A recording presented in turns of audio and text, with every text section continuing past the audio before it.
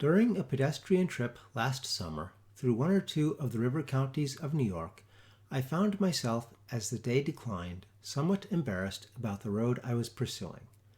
The land undulated very remarkably, and my path for the last hour had wound about and about so confusedly in its effort to keep in the valleys that I no longer knew in what direction lay the sweet village of B, where I had determined to stop for the night. The sun had scarcely shone, strictly speaking, during the day, which nevertheless had been unpleasantly warm. A smoky mist resembling that of the Indian summer enveloped all things, and of course added to my uncertainty. Not that I cared much about the matter. If I did not hit upon the village before sunset, or even before dark, it was more than possible that a little Dutch farmhouse, or something of that kind, would soon make its appearance, although, in fact, the neighborhood, perhaps on account of being more picturesque than fertile, was very sparsely inhabited. At all events, with my knapsack for a pillow and my hound as a sentry, a bivouac in the open air was just the thing which would have amused me. I sauntered on, therefore, quite at ease, Ponto taking charge of my gun, until at length, just as I had begun to consider whether the numerous little glades that led hither and thither were intended to be paths at all, I was conducted by one of them into an unquestionable carriage track. There could be no mistaking it. The traces of light wheels were evident, and although the tall shrubberies and overgrown undergrowth met overhead, there was no obstruction whatever below, even to the passage of a Virginian mountain wagon, the most aspiring vehicle, I take it, of its kind. The road, however, except in being open through the wood, if wood be not too weighty a name for such an assemblage of light trees, and except in the particulars of evident wheel tracks, bore no resemblance to any road I had before seen. The tracks of which I speak were but faintly perceptible, having been impressed upon the firm yet pleasantly moist surface of what looked more like green Genoese velvet than anything else. It was grass clearly, but grass such as we seldom see out of England, so short, so thick, so even, and so vivid in color. Not a single impediment lay in the wheel route, not even a chip or dead twig. The stones that once obstructed the way had been carefully placed, not thrown along the sides of the lane, so as to define its boundaries at bottom with a kind of half-precise, half-negligent, and wholly picturesque definition. Clumps of wild flowers grew everywhere, luxuriantly, in the interspaces. What to make of all this, of course, I knew not. Here was art undoubtedly, this did not surprise me. All roads, in the ordinary sense, are works of art. Nor can I say that there was much to wonder at in the mere excess of art manifested.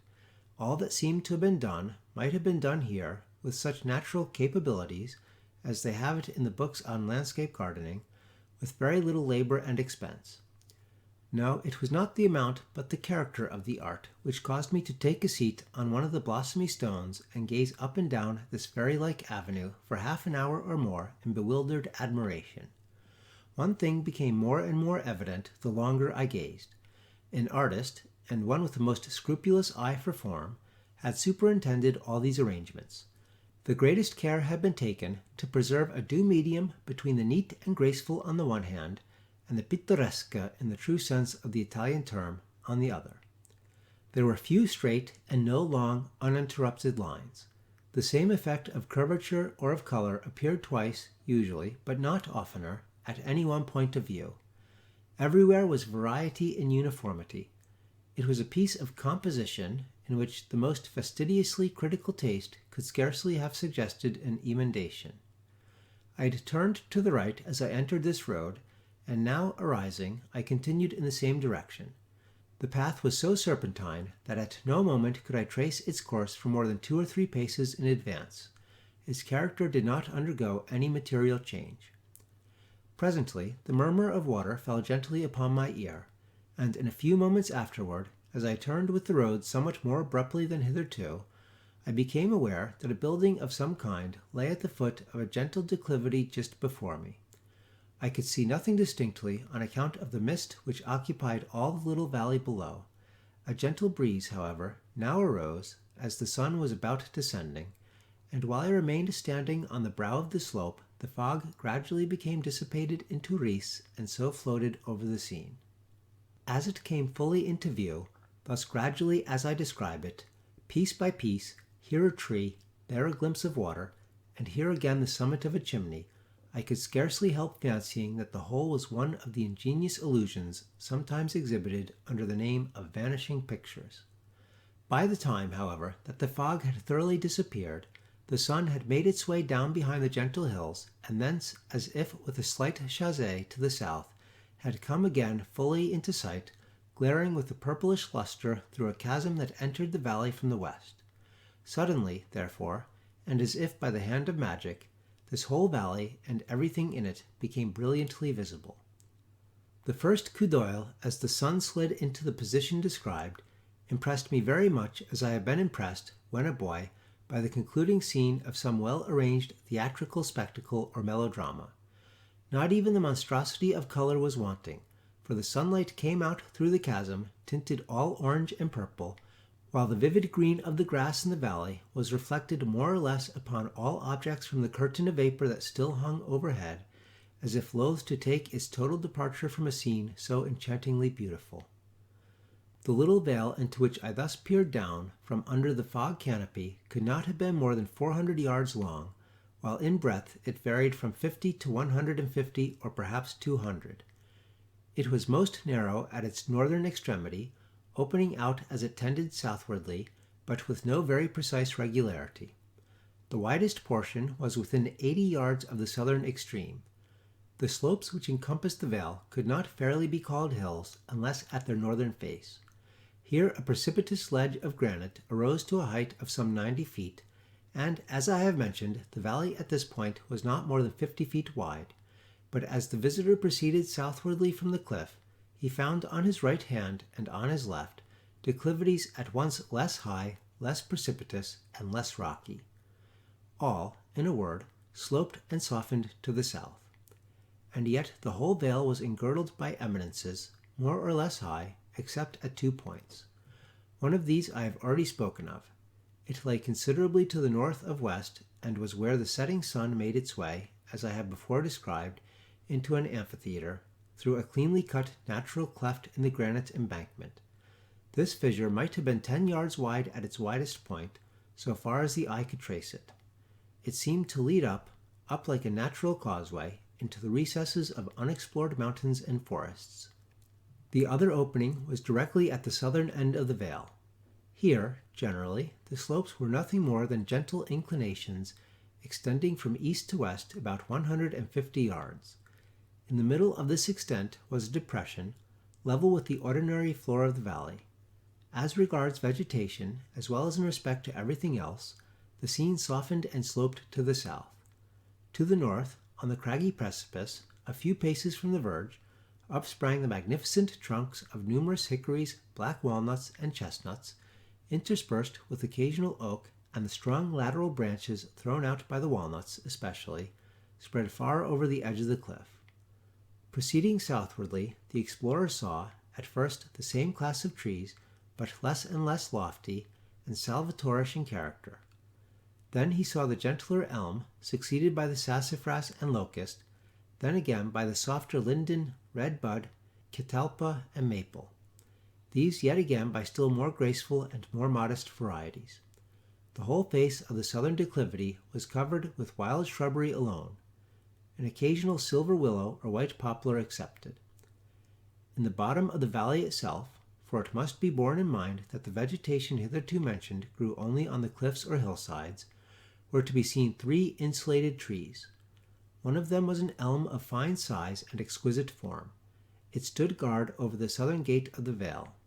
Another was a hickory, much larger than the elm, and altogether a much finer tree, although both were exceedingly beautiful.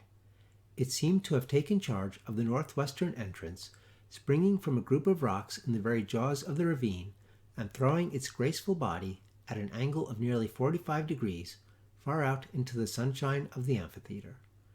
About 30 yards east of this tree stood, however, the pride of the valley, and beyond all question the most magnificent tree I have ever seen, unless, perhaps, among the cypresses of the Itchiatuckanee. It was a triple-stemmed tulip tree, the Liriodendron tulipiferum, one of the natural order of magnolias.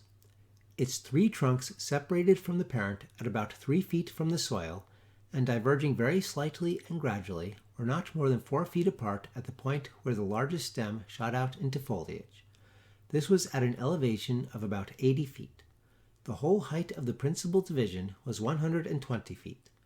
Nothing can surpass in beauty the form or the glossy, vivid green of the leaves of the tulip tree. In the present instance they were fully 8 inches wide, but their glory was altogether eclipsed by the gorgeous splendor of the profuse blossoms. Conceive, closely congregated, 1,000,000 of the largest and most resplendent tulips.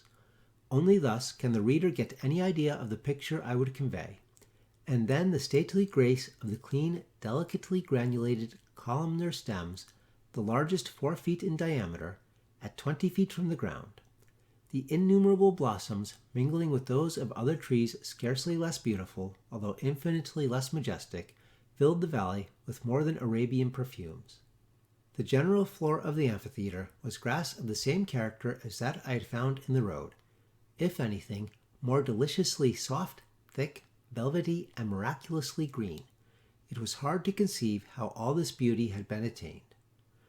I have spoken of 2 openings into the vale. From the one to the northwest issued a rivulet, which came, gently murmuring and slightly foaming, down the ravine until it dashed against the group of rocks out of which sprang the insulated hickory. Here, after encircling the tree, it passed on a little to the north of east, leaving the tulip tree some 20 feet to the south, and making no decided alteration in its course until it came near the midway between the eastern and western boundaries of the valley. At this point, after a series of sweeps, it turned off at right angles and pursued a generally southern direction, meandering as it went, until it became lost in a small lake of irregular figure, although roughly oval, that lay gleaming near the lower extremity of the vale. This lakelet was, perhaps, 100 yards in diameter at its widest part. No crystal could be clearer than its waters. Its bottom, which could be distinctly seen, consisted altogether of pebbles brilliantly white. Its banks of the emerald grass already described, rounded, rather than sloped, off into the clear heaven below, and so clear was this heaven, so perfectly, at times, did it reflect all objects above it, that where the true bank ended and where the mimic one commenced, it was a point of no little difficulty to determine. The trout, and sometimes other varieties of fish, with which this pond seemed to be almost inconveniently crowded, had all the appearance of veritably flying fish.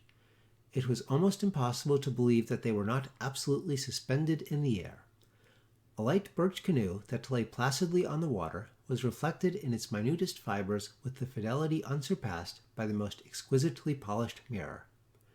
A small island, fairly laughing with flowers in full blossom, and affording little more space than just enough for a picturesque little building, seemingly a fowl house, arose from the lake not far from its northern shore, to which it was connected by means of an inconceivably light-looking and yet very primitive bridge.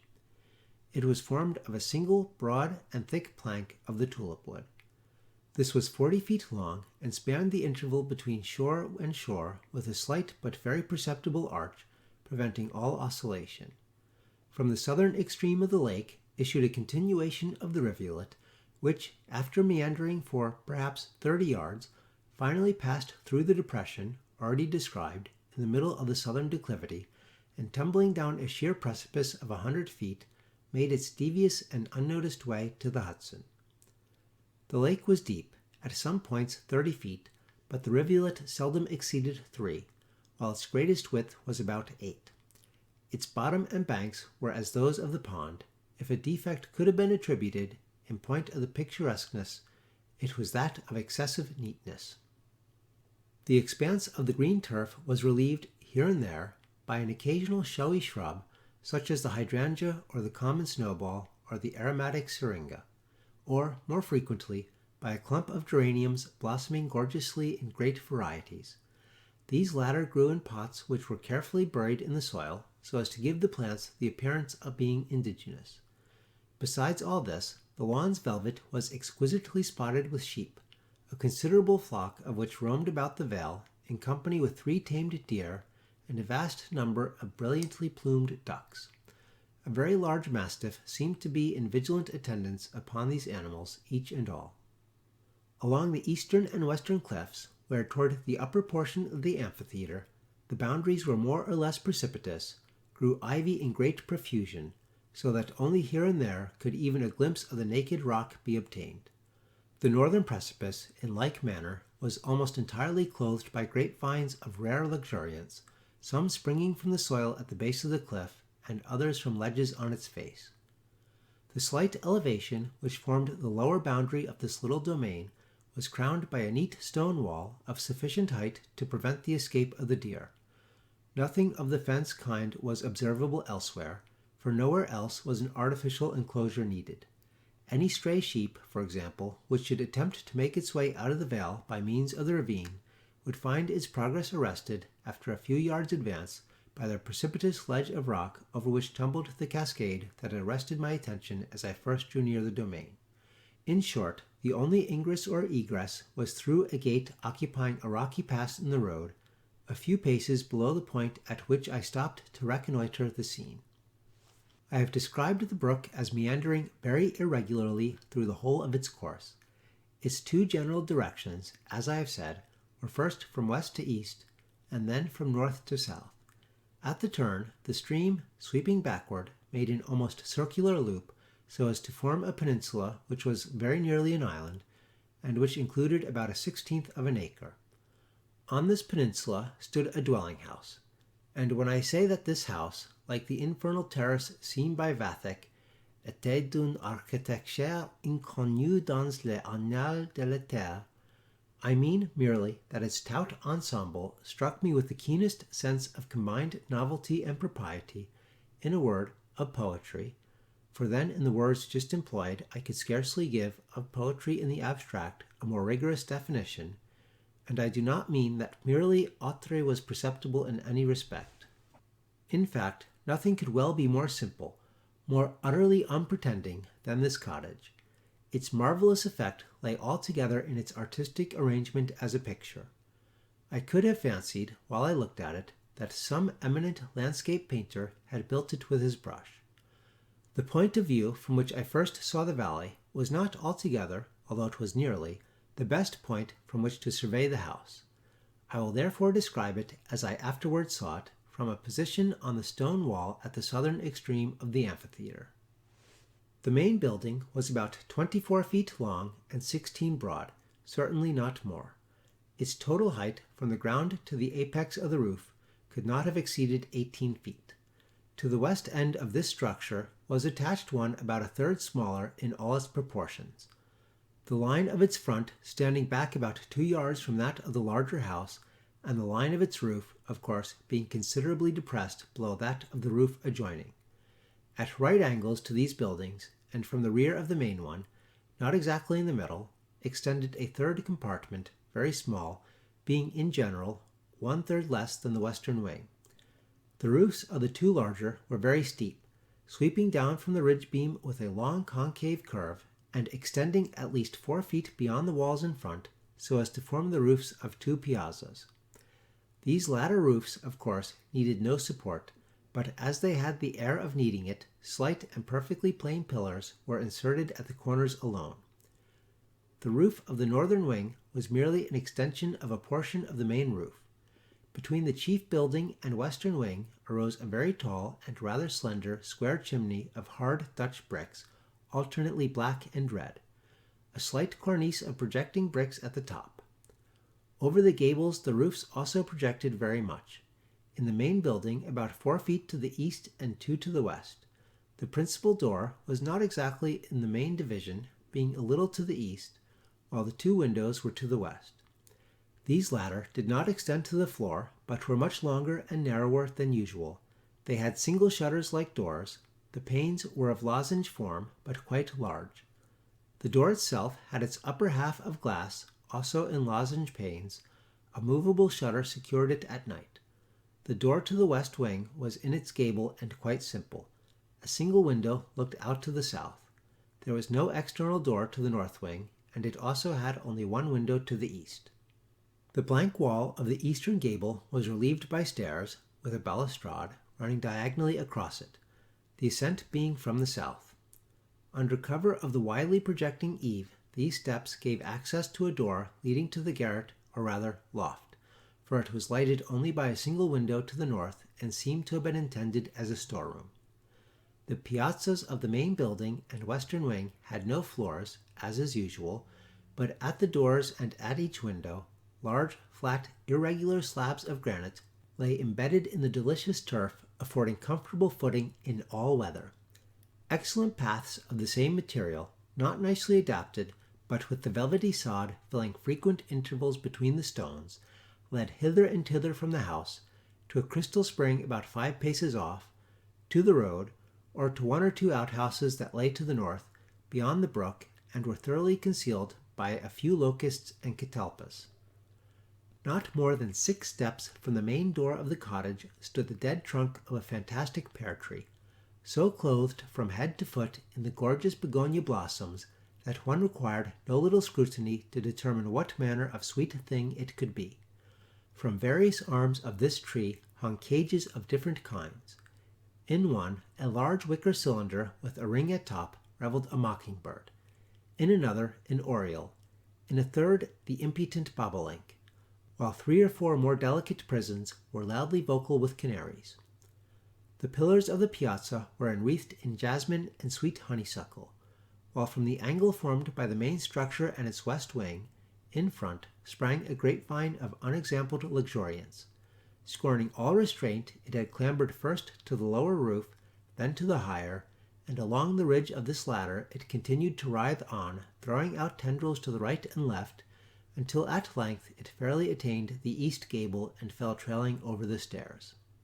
The whole house, with its wings, was constructed of the old-fashioned Dutch shingles, broad and with unrounded corners. It is a peculiarity of this material to give houses built of it the appearance of being wider at bottom than at top, after the manner of Egyptian architecture. And in the present instance, this exceedingly picturesque effect was aided by numerous pots of gorgeous flowers that almost encompassed the base of the buildings. The shingles were painted a dull gray, and the happiness with which this neutral tint melted into the vivid green of the tulip tree leaves that partially overshadowed the cottage can readily be conceived by an artist. From the position near the stone wall, as described, the buildings were seen at great advantage, for the southeastern angle was thrown forward, so that the eye took in at once the whole of the 2 fronts with the picturesque eastern gable, and at the same time obtained a just sufficient glimpse of the northern wing, with parts of a pretty roof to the spring house and nearly half of the light bridge that spanned the brook in the near vicinity of the main buildings. I did not remain very long on the brow of the hill, although long enough to make a thorough survey of the scene at my feet. It was clear that I had wandered from the road to the village, and I had thus good traveller's excuse to open the gate before me, and inquire my way, at all events, so without more ado I proceeded. The road, after passing the gate, seemed to lie upon a natural ledge, sloping gradually down along the face of the northeastern cliffs. It led me on to the foot of the northern precipice, and thence over the bridge, round by the eastern gable to the front door. In this progress I took notice that no sight of the outhouses could be obtained. As I turned the corner of the gable, the mastiff bounded towards me in stern silence, but with the eye and the whole air of a tiger. I held him out my hand, however, in token of amity, and I never yet knew the dog who was proof against such an appeal to his courtesy. He not only shut his mouth and wagged his tail, but absolutely offered me his paw, afterward extending his civilities to Ponto. As no bell was discernible, I rapped with my stick against the door, which stood half open. Instantly a figure advanced to the threshold, that of a young woman about 28 years of age, slender or rather slight, and somewhat above the medium height. As she approached, with a certain modest decision of step altogether indescribable, I said to myself, surely here I have found the perfection of natural in contradistinction from artificial grace. The second impression which she made on me, but by far the more vivid of the two, was that of enthusiasm. So intense an expression of romance, perhaps I should call it, or of unworldliness, as that which gleamed from her deep-set eyes, had never so sunk into my heart of hearts before. I know not how it is, but this peculiar expression of the eye, wreathing itself occasionally into the lips, is the most powerful, if not absolutely the sole spell, which rivets my interest in woman. Romance, provided my readers fully comprehended what I would here imply by the word, romance and womanliness seem to me convertible terms, and, after all, what man truly loves in woman is simply her womanhood. The eyes of Annie, I heard someone from the interior call her Annie Darling, were spiritual gray, her hair a light chestnut. This is all I had time to observe of her. At her most courteous of invitations I entered, passing first into a tolerably wide vestibule. Having come mainly to observe, I took notice that to my right, as I stepped in, was a window such as those in front of the house. To the left, a door leading into the principal room, while opposite me an open door enabled me to see a small apartment just the size of the vestibule, arranged as a study, and having a large bow window looking out to the north. Passing into the parlor, I found myself with Mr. Landor, for this I afterwards found was his name. He was civil, even cordial in his manner, but just then I was more intent on observing the arrangements of the dwelling which had so much interested me than the personal appearance of the tenant. The north wing, I now saw, was a bedchamber, its door opened into the parlor. West of this door was a single window looking toward the brook. At the west end of the parlor were a fireplace and a door leading into the west wing, probably a kitchen. Nothing could be more rigorously simple than the furniture of the parlor. On the floor was an ingrain carpet of excellent texture, a white ground spotted with small circular green figures.